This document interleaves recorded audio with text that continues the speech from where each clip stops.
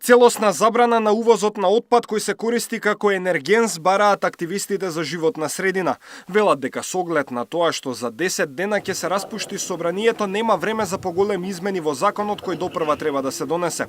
Од коалицијата ОДВА велат дека во иднина ќе бараат и целосна забрана за увоз на отпад, бидејќи според иницијативата некои од соседните држави имаат таква забрана. Додека ние немаме контрола добра воведена и додека ние ваков системот како што ние мораме да се заштитиме. Кога ќе се створат услови, тогаш можеме постепено и да ги лабавуваме тие забрани.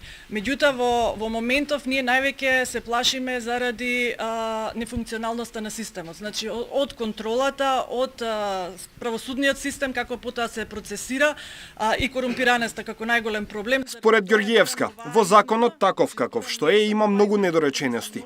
Наспроти заменик министерот за животна средина Макрадули, од СДСМ велат дека ќе ги поддржат измените односно целосна забрана за увоз на отпад за горење.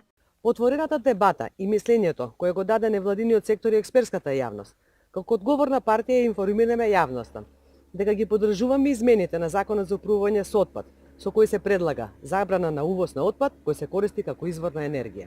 Од ВМРО ДПМН велат дека веќе ги поддржале измените уште кога биле на дневен ред на Собраниската комисија, но од опозицијата велат дека во СДСМ нема интерес измените да се стават на дневен ред во Собранието. Тоа што е фактичката реалност е дека на истата седница треба да се зборува и за информацијата околу загадувањето, што исто така ја бара ВМРО ДПМН, но да бидат ставени и оние 40 на заклучоци во однос на загадувањето. Од Демократскиот сојуз пак велат дека проблемот со загадувањето треба да се третира како национална безбедност. Председател на државата треба да одржи седница, да го повика Советот за безбедност, на кој што ќе дефинират активности и ќе дадат насоки што треба да работат државните институции. Минатата недела на граничниот премин Богородица запрени беа 11 камиони натоварени со отпад од Грција. Мострите од отпадот се уште се анализираат. Даниел Василев, Сител телевизија.